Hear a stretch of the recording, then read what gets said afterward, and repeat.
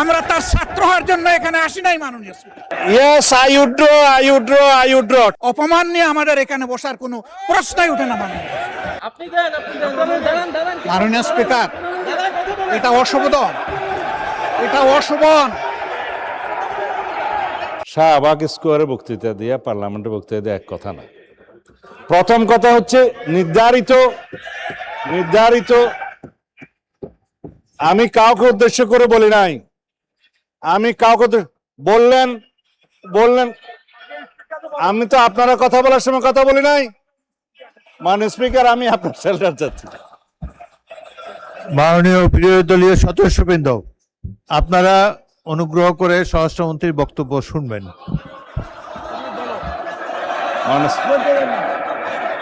Yes, I withdraw. ঠিক আছে।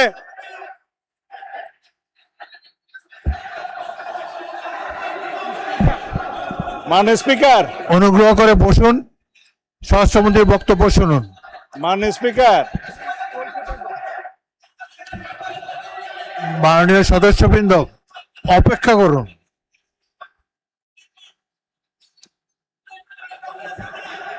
মাননীয়, এক মিনিট বসুন। মাননীয় সদস্যবৃন্দ বসুন। মাননীয়, জাস্ট হোল্ড অন প্লিজ, আমার কথা শুনুন, লিসেন টু মি। মাননীয় সদস্যবৃন্দ, বলো।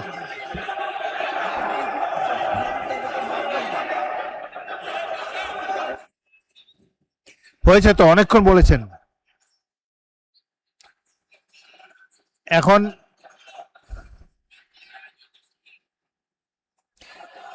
আপনারা অনুগ্রহ করে বসুন, অনুগ্রহ করে নিজের আসনে বসুন।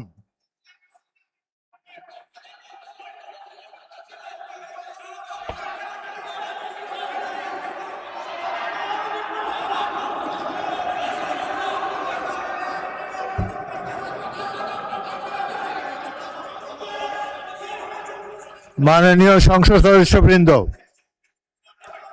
আপনারা অনুগ্রহ করে বসুন। অনুগ্রহ করে নিজ নিজ আসনে বসুন। কথা বলার তো অনেক সুযোগ আপনাদেরকে দিচ্ছি, এইভাবে ঢালাও না বলে মাইকে বললে তো সবাই শুনতে পায়।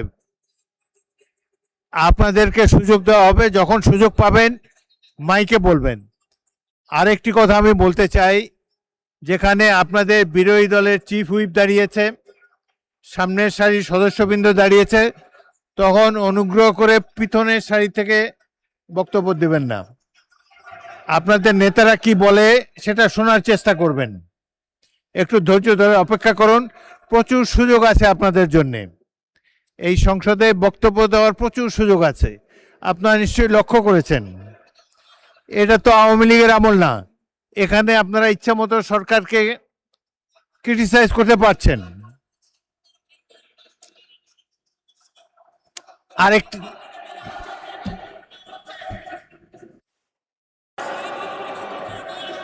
মাননীয় সদস্যবৃন্দ বসুন, প্লিজ অপেক্ষা করুন।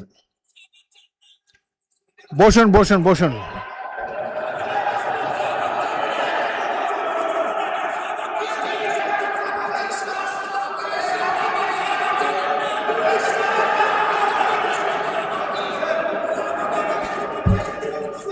অনুগ্রহ করে নিজের আসনে বসুন।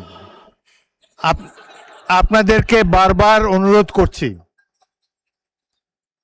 আপনাদেরকে স্পিকারের আসন থেকে বারবার অনুরোধ করা হচ্ছে, অনুগ্রহ করে বসুন। আপনাদের তো উত্তর দেওয়ার সুযোগ পাবেন।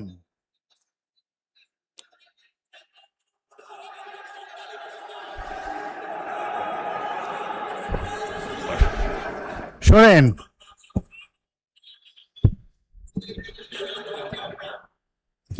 আপনারা স্বরাষ্ট্রমন্ত্রীর উত্তর শুনুন, তারপর যদি প্রয়োজন হয় আপনারা বলতে পারবেন। কিন্তু এই যে স্পিকারের কথা বলার সময় যে জোশটা আপনারা দেখাচ্ছেন, এটা সংসদ পরিপন্থী কাজ। সংসদের রীতিনীতি মেনে কার্যক্রম পরিচালনা করতে হবে। আপনাদের কাছ থেকে আমি সহযোগিতা কামনা করছি। মাননীয় মাননীয় না না না না, ঠিক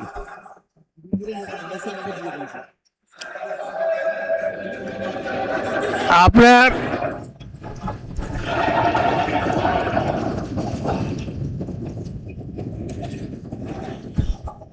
মাননীয় মাননীয় স্বরাষ্ট্রমন্ত্রী বক্তব্য দেবেন, তারপর আমি বিরোধী দলের নেতাকে দেব। আপনি বসুন। মাননীয় স্বরাষ্ট্রমন্ত্রী, আপনি বক্তব্য দেন, তারপর আপনি বলবেন। বিরোধী দলের নেতা অপেক্ষা করুন, তার বক্তব্যটা শেষ করুন, তারপর আপনি বলবেন। আপনাকে ফ্লোর দেব।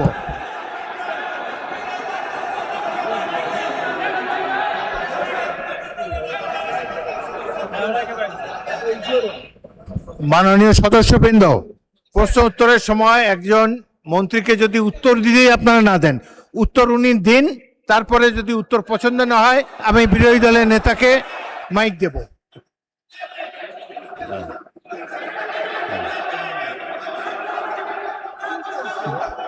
মাননীয় স্বরাষ্ট্রমন্ত্রী, আপনি আমার দিকে তাকিয়ে কথা বলেন। আমি তো কথা বলতে, মাননীয় স্পিকার, না, বলেন বলেন।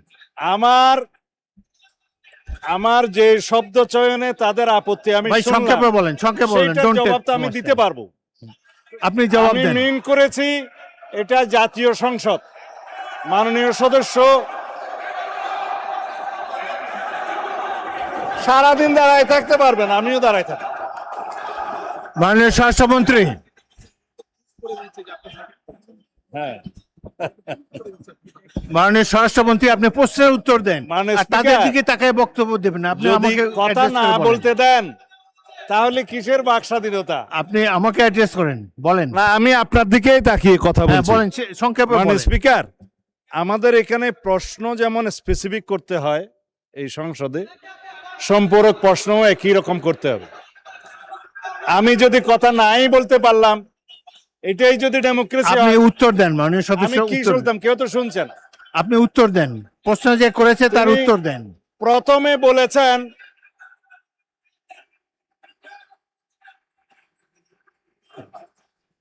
আপনারা কি স্বরাষ্ট্রমন্ত্রীর বক্তব্য শুনতে রাজি না? স্বরাষ্ট্রমন্ত্রীর বক্তব্যের পর আমি বিরোধী দলের নেতাকে দেব। কোথায় চিন্তা হয়েছে বলতে হবে। কোথায় মাননীয় তার সদস্যবৃন্দ, বিরুদ্ধে- আপনারা 2 মিনিট ধৈর্য ধরে অপেক্ষা করুন।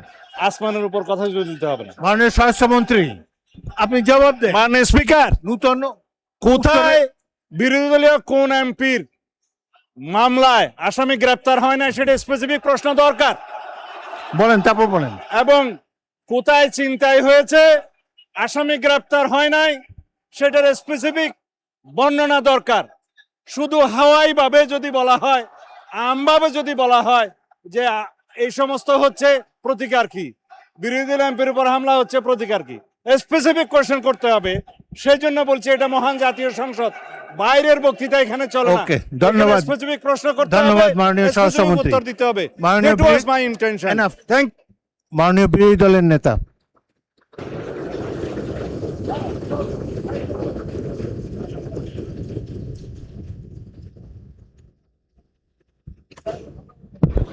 মাননীয় স্পিকার, আপনাকে ধন্যবাদ। আমাকে আগে সুযোগ দিলে ওনার কথাটা শুনতে পেতাম।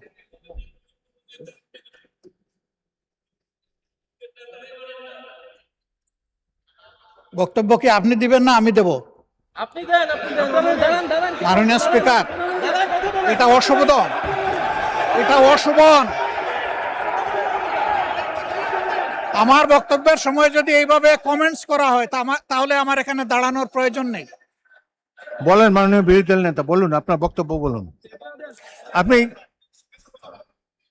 মাননীয় স্পিকার, আমি সম্মানিত সংসদ সদস্য এবং স্বরাষ্ট্র মন্ত্রীর প্রতি সম্মান রেখে বলতে চাই, আজকে নতুন করে তিনি এই শব্দগুলো উচ্চারণ করেন নাই। সংসদ অধিবেশন যেদিন থেকে বসা শুরু হয়েছে সেদিন থেকেই তিনি তুচ্ছ তাচ্ছিল্য করে সবাইকে বক্তব্য, উনি নিজেকে কি মনে করেন আমি বুঝতে পারি না। এমনকি তিনি সেই দুঃসাহস এখানে দাঁড়িয়ে তিনি দেখিয়েছেন তিনি বলেছেন যে এই সংসদে তিনি শিক্ষকের ভূমিকা পালন করবেন। আমরা তার ছাত্র হওয়ার জন্য এখানে আসি নাই মাননীয় স্পিকার।